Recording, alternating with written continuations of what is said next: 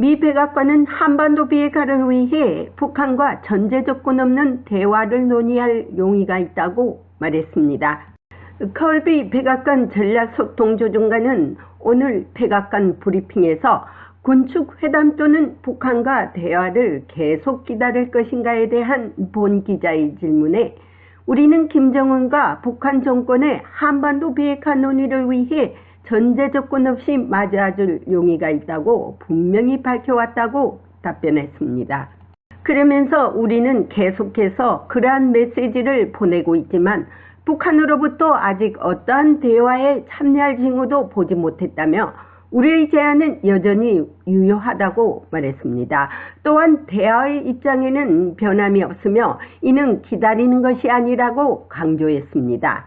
최근 군축 회담에 관한 이슈가 떠오르면서 미국은 핵 보유국들과 핵 군축 회담을 제의하고 있습니다.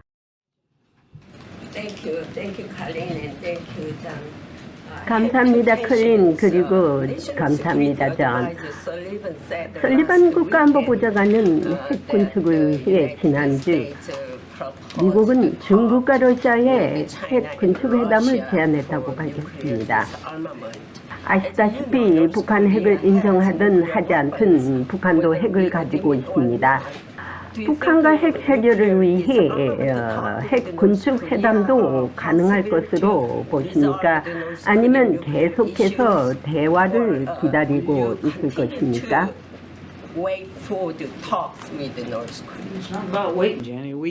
기다리는 것이 아닙니다, 제니. 우리는 조건 없이 한반도 비핵화를 논의할 용의가 있음을 김정은과 평양 조건에 분명히 밝혔고 변하지 않았습니다. 기다리고 있고 계속 메시지를 보냅니다. 우리가 얻지 못한 것은 북한이 그런 종류 회담에 참여할 의향이 있다는 징후도 없지만 제안은 여전히 유효합니다. 핵 군축 회담에 관한 이슈는 지난달 히로시마 정상 G7 회담에서도 나왔습니다. 그리고 지난 주말 설리번 백악관 국가안보보좌관은 군비통제협회에서 중국과 러시아의 군축 회담을 제안했다고 말했습니다. 북한은 핵 보유국은 아니지만 북한 핵은 최대의 위협국으로서 북한 핵에 대해서는 확장 억제로 대응하겠다고 말했습니다. 2030년에 가서 중국은 1,500개의 핵탄두를 보유하게 될 것이며 이는 역사상 최고의 증가가 될 것입니다. 그리고 러시아는 우리가 제안한 핵 군축 회담을 몇 년 동안 거절하게 될 것입니다. 우리는 북한과 이란의 핵 위협이 증가하는 것을 볼 수 있습니다.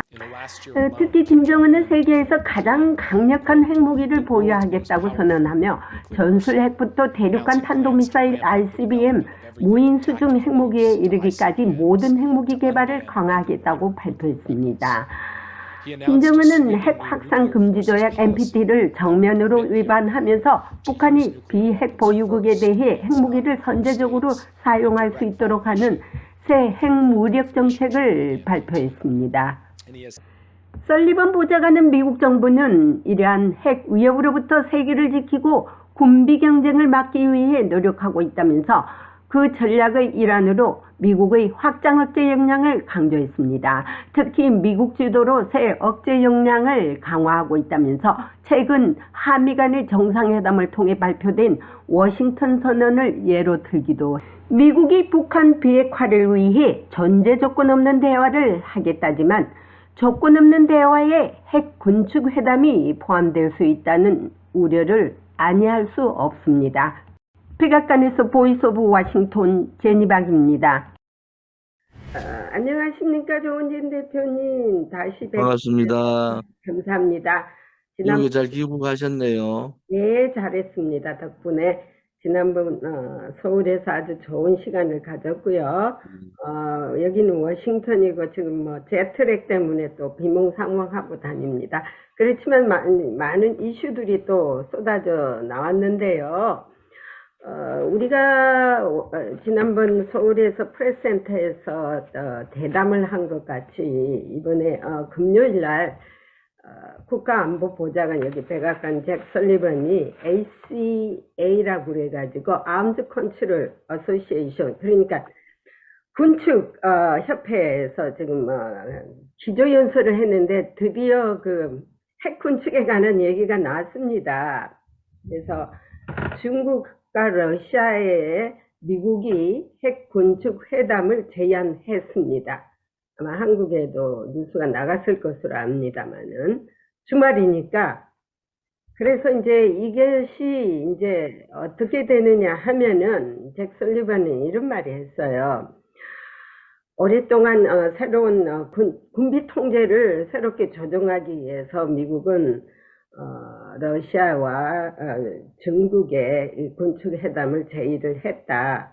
그렇지만 북한에 대해서는 확장 억제로 대응할 것이고, 지난번에 한미 협의체를 통하여 워싱턴 선언에서 이미 이에 대해서 강조한 바와 같이 미국은 핵 확장 체제로 갈 것이라고 했는데, 그거에 대해서 아주 확신이 없습니다. 왜냐하면 이러다가 이제 또 어떻게 갈지는 두고 봐야 할 것인데, 우리 조은진 대표님 어떻게 생각하십니까?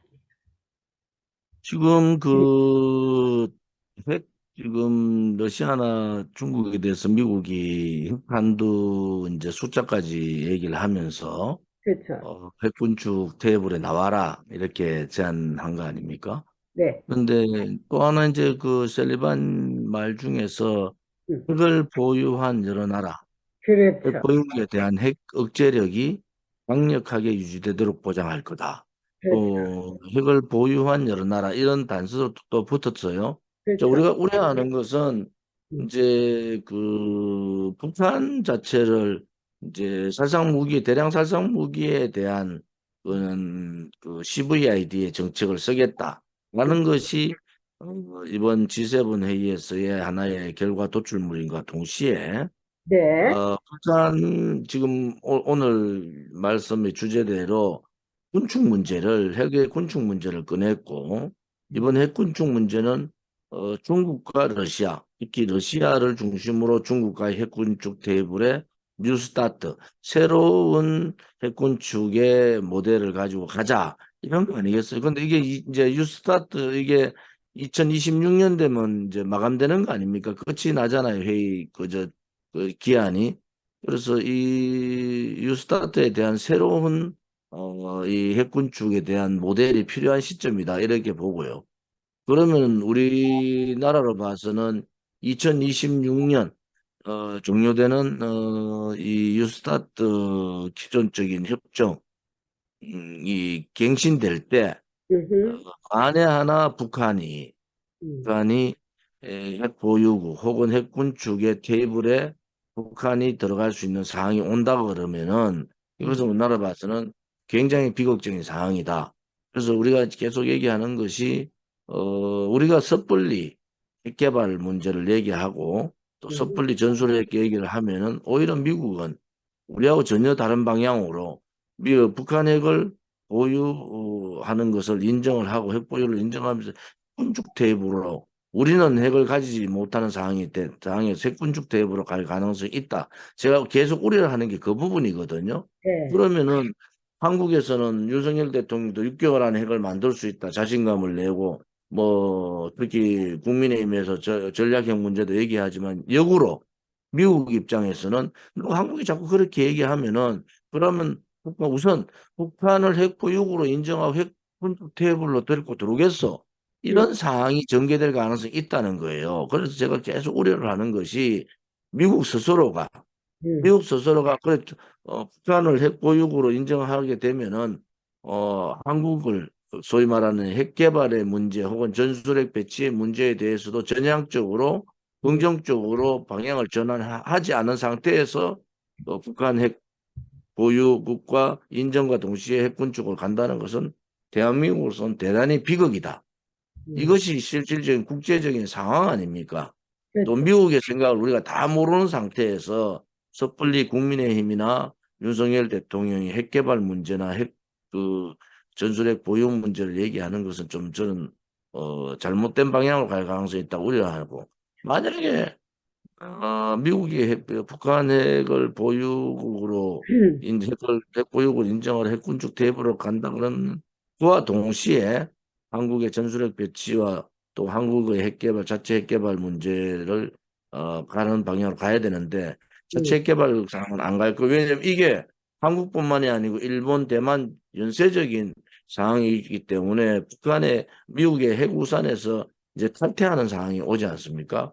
IAEA 문제하고도 상당히 문제가 있고 그죠? 그래서 제가 보기에는 2026년에 그 뉴스타트 협정의 종료 시점까지가 굉장히 우리가 예민하게 이 북한핵 문제를 들여다보고 미국의 러시아, 중국, 기타 여러 나라 오늘 뭐 그 설리반도 얘기했지만 핵 보유국 여러 나라라고 얘기했단 말이에요. 이러한 나라들과의 움직임을 예의주시해야 된다. 네. 그런 부분에 좀 걱정하고 우려하는 부분이 있습니다. 네, 그런데 이제 아까 중에 말씀하셨듯이 뉴스타트 트레이디 러시아가 맺은 것이 최근에 러시아가 거기에 안 나오겠다고 한 거 아닙니까? 그래서 굉장히 우려를 하고 있거든요. 왜냐하면 러시아는 지금 우크라이나 전쟁에서 지금 핵을 쓰려고 지금 벼르고 있지 않습니까? 그 벼름을 자꾸 이렇게 암시를 주기 위해서 핵 협정이 안 나오겠다는 거예요. 그게 하나의 또 상당한 우려를 해야 될 거고, 또 이번에 싱그렐라 그 저기 싱가포르에서 국방장관 안보회담에서도요. 중국이 또 완전히 미국의 그 제안을 받아들이지 않고 회담에 참여하지 않았기 때문에 오스틴 장관이 중국이 지금 어떤 일을 저지를지 굉장히 우려 중이라고 하고 있습니다.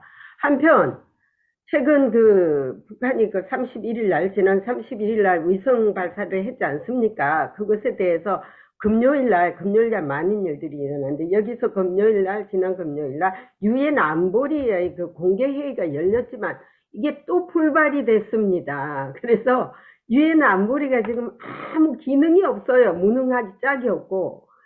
왜안 버리게 뭐 어차피 그 상임이사국인 중국과 러시아의 반대에 예, 의해서 이제 북한의 그 도발에 대한 제재는 힘들다 이래 보는 거죠. 그렇죠. 또다시 뭐 새로운 신냉전이 없어지고 새로운 화해 무드가 가면 모르지만 지금의 신냉전 시대에서는 러시아와 중국이 북한에 손을 들어줄 수밖에 없는 상황 아니겠습니까? 그리고 이제 뭐 실질적으로 이게 탄도미사일이지 뭐 위성 발사라는 것은 북한의 얘기고 음, 실질적인 탄도미사일이고 실패했다.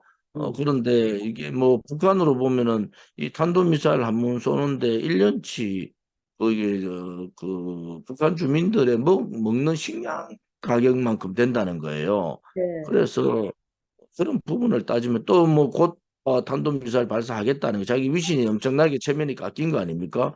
한국이 누리호 발사 성공하니까 북한이 급하게 했는데 실질적으로 북한의 호전적인 이러한 침략 전쟁에 대한 핵에 대한 준비를 하고 있고 장거리 ICBM 같은 장거리 탄도미사일을 개발이 거의 완성 단계에 갔기 때문에 이제 대한민국의 안보 문제도 한미일이 또는 한미 이번에 그 워싱턴 선언의 또 그런 전략 회의 그런 부분들이 제대로 가동이 좀 됐으면 좋겠다. 네. 그동안 5년 동안 문재인 정권에서 그집 평화쇼로 미국도 속이고 전 세계를 속인 거잖아요.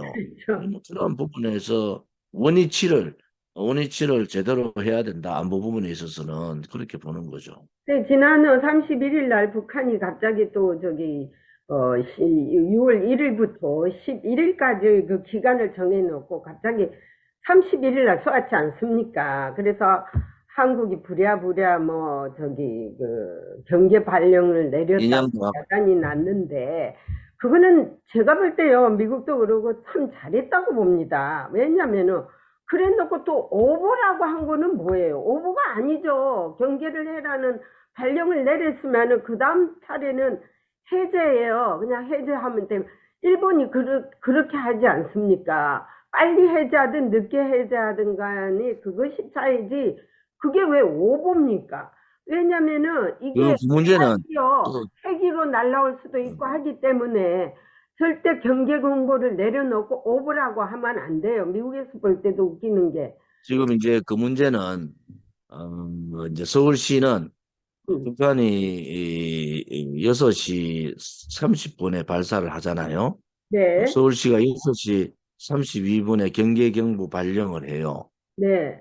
그럼 경계경보 발령하고 6시 41분에 음.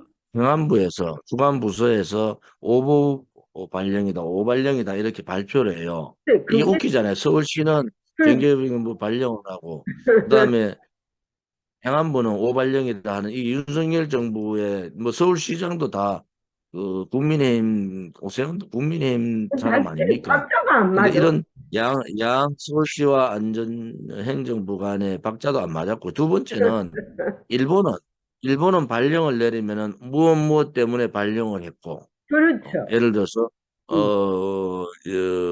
유령 발사 혹은 탄도미사일 북한에 의한 탄도미사일 발사가 6시 30분으로 탄도미사일 발사됐다. 그렇죠. 그러면은 국민들께서는 경계를 해주시고 어떠한 대피 장소로 대피를 준비를 해야 된다. 이렇게 원인과 그다음에 그 행동 지침과 그 관련까지 다 발표를 하거든요. 그런데 이거는 이번에 서울시에 발표 그런 게 없어요. 그냥 경계 발령해놓고 대피 준비해라. 노약자 이런 부분들 먼저 대피시켜라. 이게 어디로 가야 돼? 뭐 때문에 발령을 내리는지 그리고 또 어디로 어디로 가야 대피해? 되는 건지 어떻게 해야 되는지 이 부분이 첫째 잘못됐다는 거고 그래서 우리 공화당에서는 전면적인 경보 발령에 대한 시스템화를 다시 해라. 그다음에 지금도 안전행정부하고 서울시는 싸우고 있어요. 서로 니 탓 한다고. 맞아. 서로 자기 공방하고 있는 거 아닙니까? 그래서 경계경보를 발령한 것이 잘못된 게 아니고 경계경보를 발령하는 내용이 잘못됐고 음. 또 그 억울하지.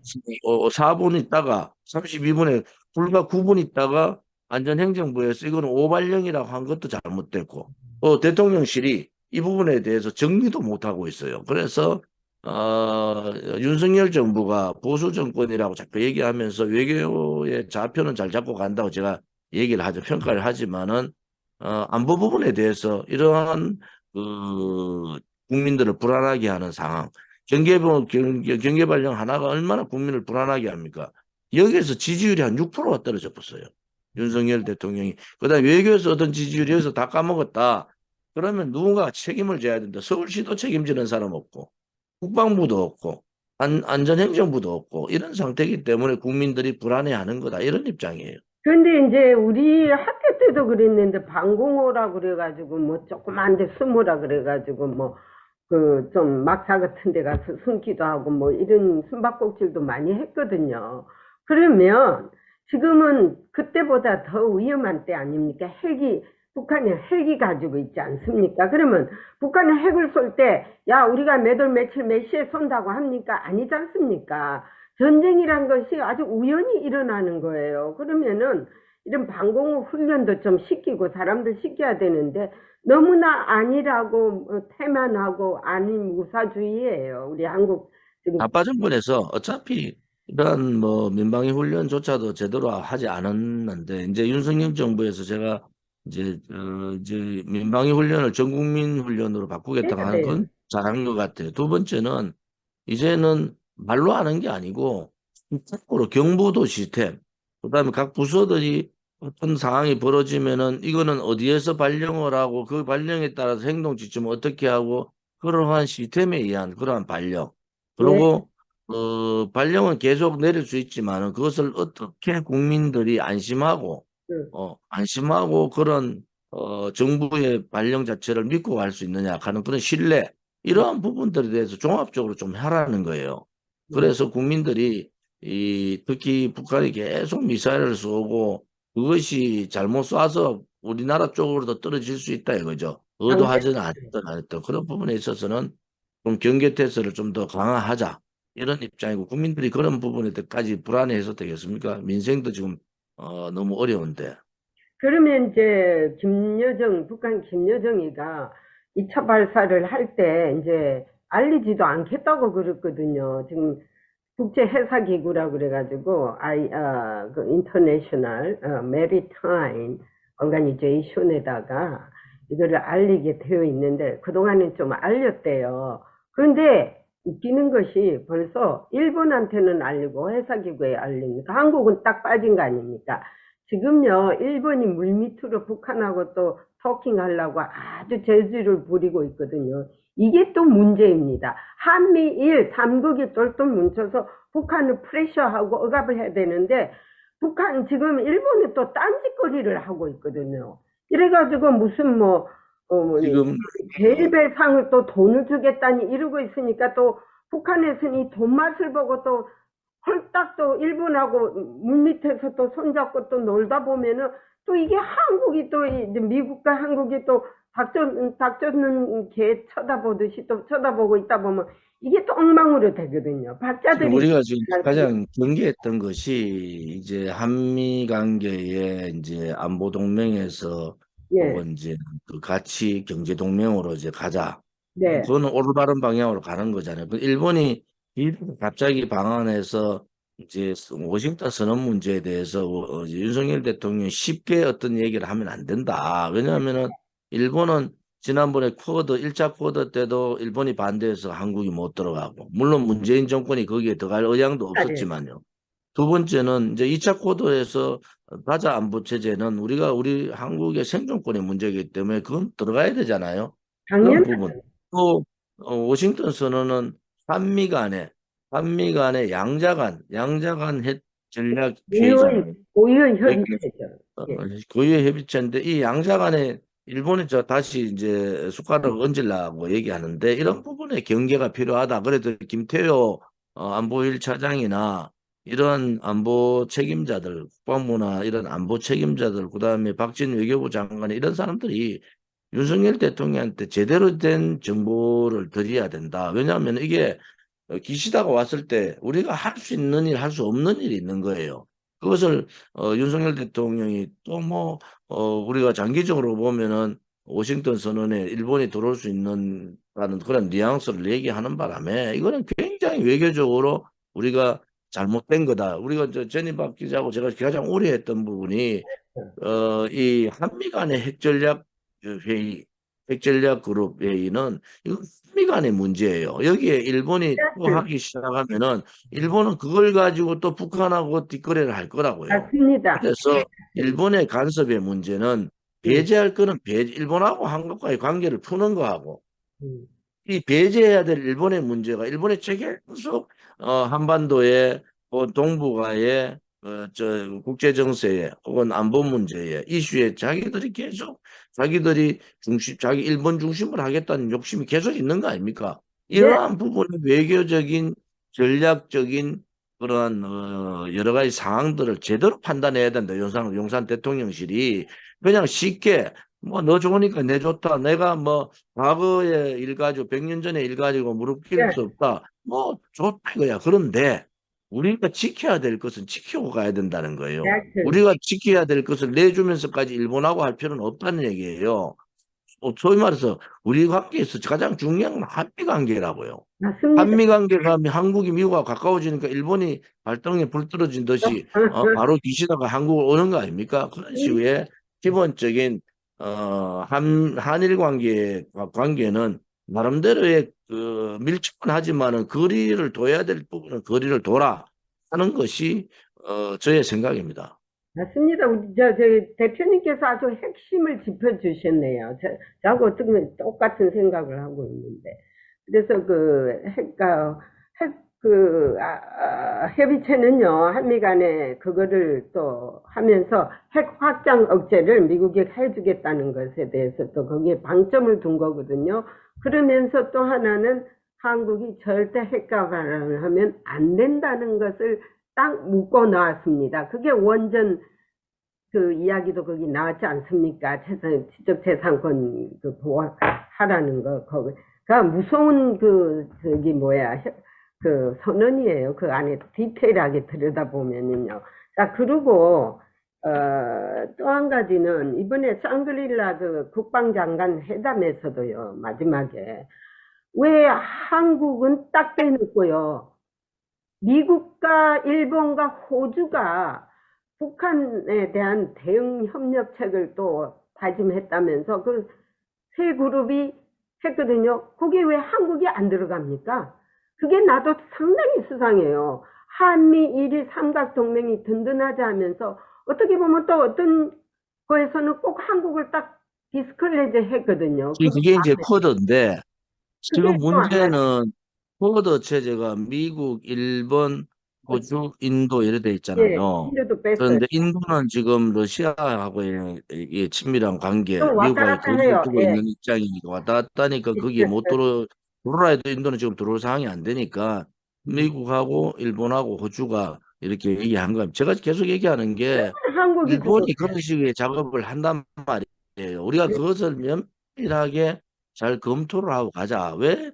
자꾸 이런 식으로 일본의 전략에 말려 들어갔냐? 그렇죠. 우리는 자주 못 가고 일본한테 우리가 밀릴 게 하나도 없다고요. 그래서 입니다. 예를 들어서 뭐 문재인 정권 같이 죽창가를 부르고 뭐 지소미아를 폐기하고 옛날에 전 정부에 했던 한일 협정까지도 부정하고 이런 건 안 된다. 네, 위안부 협정도 부정하고 그렇지만은 우파 정권 윤석열 정부도 우리가 꼭 챙겨야 될 부분, 특히 일본에 대한 부분, 역사적인 어떤 기저 문제, 이번에 초계기 문제도 이런 부분들 그냥 덮고 갈 문제가 아니잖아요. 그러니까 일본에서 그렇죠. 극우 세력들이 또 들고 일난다고. 그래서 제가 우려하는 것은 우리가 지켜야 될 역사적인 기저 문제. 제가 계속 걱정했던 것은 김대중 오부치의 선언이 그러한 기저가 윤석열 기시다의 기조로 역사가 잘못된 역사의 과오 문제를 우리가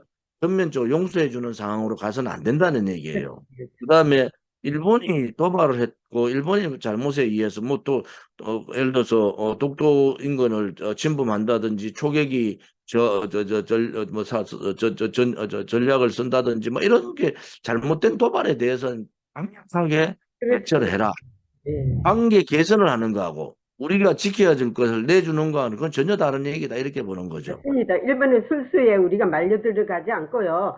한국이 너무 저자세로 가지 말아야 된다고 강조하고 싶습니다. 자, 그리고요. 그 한국의 민노총들이 또 이렇게 들고 일어나가지고 시위를 하는데 이 사람들이 굉장히 과격한 단체 아닙니까?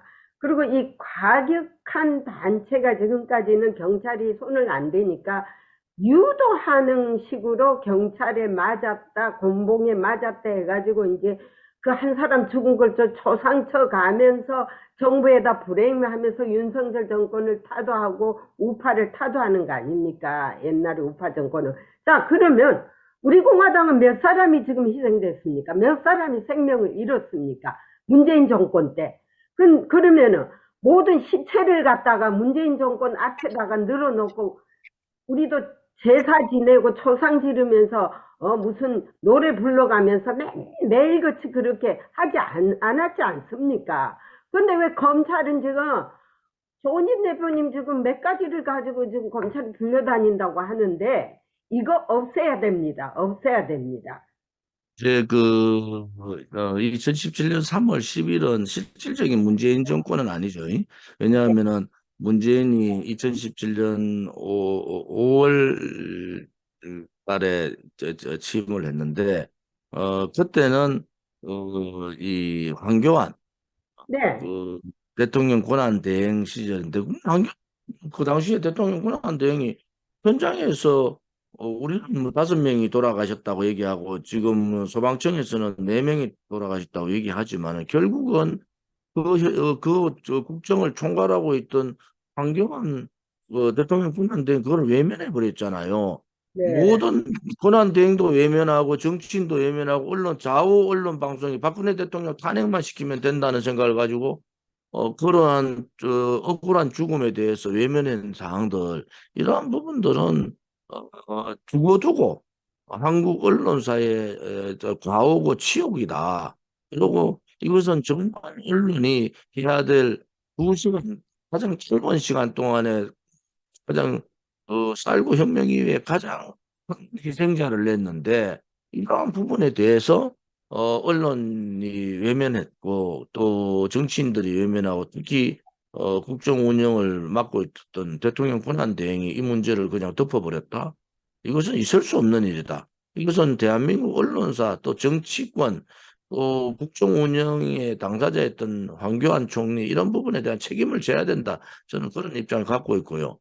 지금 뭐 민노총이 민노총 관계에 있어서도 좌우가 딱 갈라서 가지고 언론이 좌파 언론들은 민노총의 그 행위에 대해서 그뭐 밀림에 가면은 큰 칼 있잖아요. 이게 예, 나무들 잘라내는 그 큰 칼 들고 나오고 뭐 이런 부분들 또 거기에 대해서 공격했던 부분은 삘 뿌리고 경찰이 진압하는 부분만 내는 그런 상황.